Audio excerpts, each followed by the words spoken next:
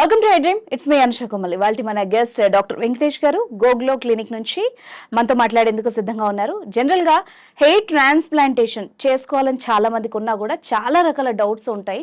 So దాని గురించి ఈరోజు డాక్టర్ గారు మాట్లాడబోతున్నారు. నమస్తే అండి. నమస్తే. చాలా మందికి ఈ మధ్య మన స్ట్రెస్ కావచ్చు, లేకపోతే మన లైఫ్ స్టైల్ కావచ్చు, చూస్తున్నాం డాక్టర్, హెయిర్ ఫాల్ సమస్య చాలా ఉంది. అండ్ హెయిర్ ట్రాన్స్ప్లాంటేషన్ ఇంట్రెస్ట్ ఉన్నా కూడా దాని మీద జనరల్ గా కొన్ని డౌట్స్ ఉంటాయి.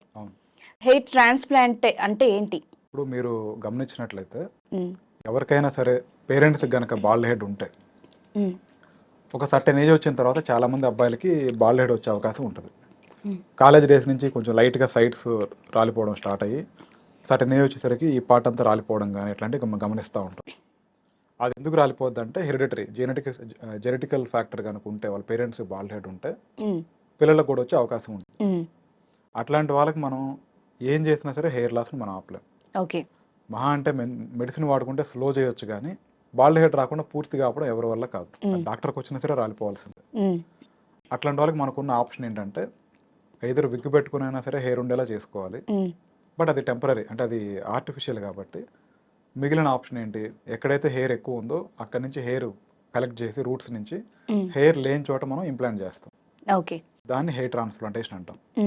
సో హెయిర్ ఎక్కువగా ఉన్న భాగం అంటే బ్యాక్ సైడ్ డోనార్ ఏరియా నుంచి హెయిర్ తీసుకొని హెయిర్ లేన్ ప్లేస్ అంటే రెసిపియంట్ ఏరియాలో హెయిర్ ట్రాన్స్ప్లాంట్ చేస్తే అది మనకు న్యాచురల్ హెయిర్ లాగా కటింగ్ చేయించుకున్నా గుండు చేయించుకున్నా న్యాచురల్ హెయిర్ లాగే పెరుగుతుంది. సో దీన్ని మనం ట్రాన్స్ప్లాంటేషన్ అంటాం. దానివల్ల మనకు హెయిర్ ఉన్న లుక్ని మనం మళ్ళీ తిరిగి పొందవచ్చు. ఓకే డాక్టర్ గారు, మరి హెయిర్ ట్రాన్స్ప్లాంటేషన్ ద్వారా పెట్టిన హెయిర్ లైఫ్ టైం అంతా ఉంటుందా? ఉంటుంది. ఇక్కడ ఏంటంటే చిన్న అర్థమయ్యేలా చెప్పాలంటే ఏ పర్సన్కైనా సరే ఈ పార్ట్ అంతా రాలిపోయింది, కానీ బ్యాక్ సైడ్ ఉన్న హెయిర్ మాత్రం రాలిపోదు. ఓకే, ఎందుకు రాలిపోదు అంటే బై బర్తే ఆ బ్యాక్ సైడ్ ఉన్న హెయిర్ హార్మోన్కి రెసిస్టెంట్గా ఉంటాయి.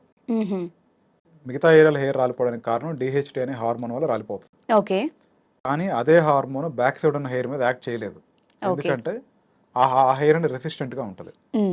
సో మనం ఏం చేస్తామంటే రెసిస్టెంట్ హెయిర్ని తీసుకుని బాల్డ్ ఏరియాలో ఇంప్లాంట్ చేస్తాం. దానివల్ల ఏంటంటే ఆ హెయిర్ రెసిస్టెంట్ హెయిర్ కాబట్టి లైఫ్ ఎంత అంటే లైఫ్ టైం ఉంటుంది. బట్ ఇక్కడ చిన్న ఇంపార్టెంట్ థింగ్ ఏంటంటే సేఫ్ డోనర్ ఏరియా అని ఒక బార్డర్ ఉంటుంది బ్యాక్ సైడ్. ఆ సేఫ్ డోనర్ ఏరియా మార్జిన్ నుంచి తీసిన హెయిర్ మాత్రం లైఫ్ లాంగ్ ఉంటుంది. ఓకే, వాళ్ళకి టోటల్ బాల్డ్ హెడ్ ఉంది అంటే ఏరియా అంతా కవర్ చేయాలి, బ్యాక్ సైడ్ హెయిర్ సరిపోదు. అలాంటప్పుడు మనం బియర్డ్ నుంచో చెవుల పై నుంచో బాడీ హెయిర్ తీసేయాల్సి ఉంటుంది. ఆ హెయిర్ ఎంతకాలం ఉంటుంది అనేది మనం గ్యారెంటీ ఇవ్వలేం, కానీ సేఫ్ డోనర్ ఏరియా నుంచి తీసిన హెయిర్ మాత్రం లైఫ్ లాంగ్ ఉంటుంది. మిగిలిన హెయిర్కి లైఫ్ ఎంత అంటే మనం ఎక్కడి నుంచి అయితే కలెక్ట్ చేస్తామో ఆ హెయిర్కి ఎంత లైఫ్ ఉంటుందో ఇంప్లాంట్ చేసిన హెయిర్ కూడా అంతే లైఫ్ ఉంటుంది. Okay, as per the books research ప్రకారం అయితే దీన్ని మనం పర్మనెంట్ హెయిర్ కింద కన్సిడర్ చేస్తాం.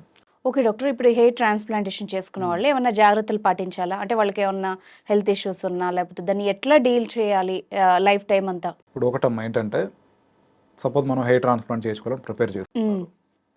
ఎనీ పర్సన్ ఒక సర్జరీ చేయాలి అంటే సర్జికల్ ప్రొఫైల్లో బ్లడ్ టెస్ట్లు చేస్తాం. ఓకే, ఆ బ్లడ్ టెస్ట్లు చేసినప్పుడు వాళ్ళకి ఏదైనా బ్లడ్లో ఇన్ఫెక్షన్స్ ఉన్నా లేదా ఏమన్నా ప్రాబ్లమ్స్ ఉన్నా ముందే మనం డిటెక్ట్ చేసుకుంటాం.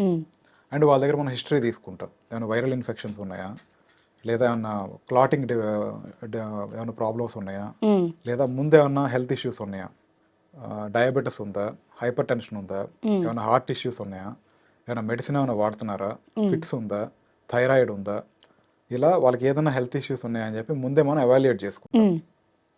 ఆ హెల్త్ కండిషన్ బట్టి తగిన ప్రికాషన్స్ తీసుకుని ట్రాన్స్ప్లాంట్ చేయడం జరిగింది. ట్రాన్స్ప్లాంట్ తర్వాత ప్రికాషన్స్ ఎలా ఉంటాయంటే వాళ్ళ ప్రొఫెషన్ బట్టి. ఓకే, సపోజ్ వాళ్ళు సాఫ్ట్వేర్ జాబ్ చేస్తున్నారు లేదా హాస్పిటల్ వర్క్ చేస్తున్నారు, వాళ్ళు ఉండేది ఇండోర్లోనే కాబట్టి కోల్డ్ వెదర్లోనే కనుక అంటే ఏసీలో కానీ ఉన్నట్లయితే ఒక 2-3 days తర్వాత వాళ్ళు డ్యూటీస్ కట్టిన అయినా పెద్ద ప్రాబ్లం లేదు. ఓకే, అలా కాకుండా కొంతమంది రియల్ ఎస్టేట్ లేదా ఫీల్డ్ విజిట్ వర్క్స్ ఉంటాయి, అట్లాంటి వాళ్ళు ఎండకి ఎక్స్పోజ్ అవ్వడం అనేది నేరుగా అవ్వకూడదు ఒక వారం పాటు. సో వాళ్ళ యొక్క ప్రొఫెషన్ బట్టి ఇన్స్ట్రక్షన్స్ ఉంటాయి. బట్ యూజువల్గా అయితే 3-4 days తర్వాత హెడ్ బాత్ చేయొచ్చు, 3-4 days తర్వాత బయటకు వెళ్ళిన ఇబ్బంది లేదు.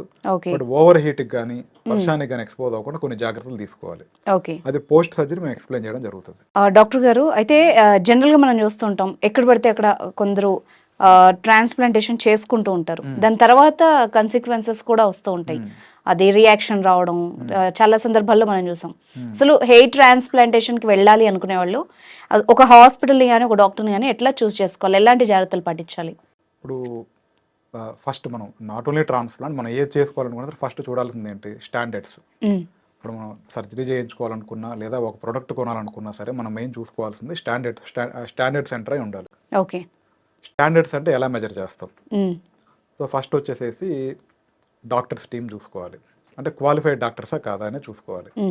డెర్మటాలజిస్టా లేదా ప్లాస్టిక్ సర్జనా అనేది ఫస్ట్ మనం చూస్ చేసుకోవాలి.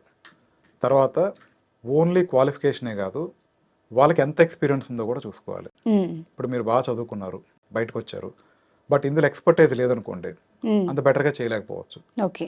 సో క్వాలిఫైడ్ డాక్టర్స్ ఉండాలి, వాళ్ళకి అలాగే ప్రాపర్ ఎక్స్పీరియన్స్ కూడా ఉండాలి ఈ ఫీల్డ్లో. దాంతోపాటుగా చేసే సెంటర్లో స్టాండర్డ్స్ ఉండాలి. స్టాండర్డ్స్ అంటే facilities, basic ICU facility, modular operation theatre, దీంతో పాటుగా గవర్నమెంట్ సర్టిఫికేషన్ ఉన్న హాస్పిటల్ అయి ఉండాలి. ఇప్పుడు సపోజ్ ఎనీ హాస్పిటల్ మనం పర్ఫామ్ చేయాలంటే గవర్నమెంట్ నుంచి మనం లైసెన్స్ తీసుకుని ఉండాలి. సో బోర్డ్ సర్టిఫైడ్ డాక్టర్స్ ఉండాలి, అలాగే గవర్నమెంట్ ఆథరైజేషన్ ఉండాలి. దాంతో పాటుగా అక్కడ ఉన్న ఫెసిలిటీస్ కరెక్ట్ గా ఉండాలి, ఎమర్జెన్సీ ఫెసిలిటీస్ కానీ హ్యాండిల్ చేయగలిగిన టీమ్ కానీ, వీటితో పాటు ఎక్స్పీరియన్స్ ఉండాలి. అలాగే రిజల్ట్స్ కూడా మనం గమనించుకోవాలి, అంటే వాళ్ళ రిజల్ట్స్ ఎలా ఉన్నాయి, ఎంత ఎక్స్పీరియన్స్ ఉంది, ఎన్ని సర్జరీస్ చేశారు, అలాగే మీకున్న డౌట్స్ అన్ని క్లారిఫై చేసుకోవాలి. ఇవన్నీ కనుక ఉన్నట్టయితే మన స్టాండర్డ్ సెంటర్ కింద మనం దాన్ని పరిగణిస్తాం. సో దట్ వాళ్ళు కాన్ఫిడెంట్గా మనం ట్రాన్స్ప్లాంట్ అనేది ప్లాన్ చేసుకోవచ్చు. ఓకే డాక్టర్ గారు, ఇప్పుడు మీరు చెప్పిన స్టాండర్డ్స్ అన్ని సరిగ్గా చెక్ చేసుకోలేదనుకోండి, ఎలాంటి ప్రాబ్లమ్స్ వచ్చే అవకాశం ఉంటుంది? ఇప్పుడు సపోజ్ సింపుల్ అమ్మా, ప్రాపర్ డాక్టర్స్ ఎందుకు అవసరం అంటే, మీకు సపోజ్ ఒక ఇంజెక్షన్ చేయాలి, ట్రాన్స్ప్లాంట్ చేసేటప్పుడు అనస్థీషియా ఇచ్చామనుకుందాం, అనస్థీషియా మీకు సెట్ అవుతుందా లేదా? ఓకే. 99% కేసెస్లో అది సేఫ్గానే జరుగుతుంది, బట్ 1% కూడా ప్రాబ్లం రాకుండా ఉండాలంటే ఖచ్చితంగా అనస్థీషియా డాక్టర్ కూడా టీంలో ఉండాలి. ఓకే. సడన్గా అనస్థీషియా వాళ్ళ బాడీని బట్టి వాళ్ళ వెయిట్ని బట్టి క్యాలిక్యులేట్ చేసి అనస్థీషియా ఇవ్వడం జరుగుతుంది. లేదా అనస్థీషియా వాళ్ళకి రియాక్షన్ వచ్చింది అలాంటప్పుడు వాళ్ళకి ఏ అనస్థీషియా ఇవ్వాలి, సో అవి క్యాలిక్యులేట్ చేసినాక అనస్థీషియా డాక్టర్ ఉండాలి. ఓకే. సరే, మనం స్కిన్ మీద చేస్తాం ట్రాన్స్ప్లాంట్, స్కిన్ మీద చేసేటప్పుడు స్కిన్కి ఏమైనా ఇన్ఫెక్షన్స్ ఉన్నాయా, సోరియాసిస్ ఉందా, సిబోరిక్ డెర్మటైటిస్ ఉందా, ఏమైనా ఫంగల్ ఇన్ఫెక్షన్ ఉందా, వాటిని క్లియర్ చేసుకుని ఎలా ట్రాన్స్ప్లాంట్ చేయాలి అనేది చూస్ చేయడానికి డెర్మటాలజిస్ట్ ఉండాలి. ఇది మైక్రో సర్జికల్ ప్రొసీజర్ కాబట్టి సర్జికల్ స్కిల్స్ కూడా డెర్మటాలజిస్ట్కైనా ప్లాస్టిక్ సర్జన్కైనా ఉండాలి.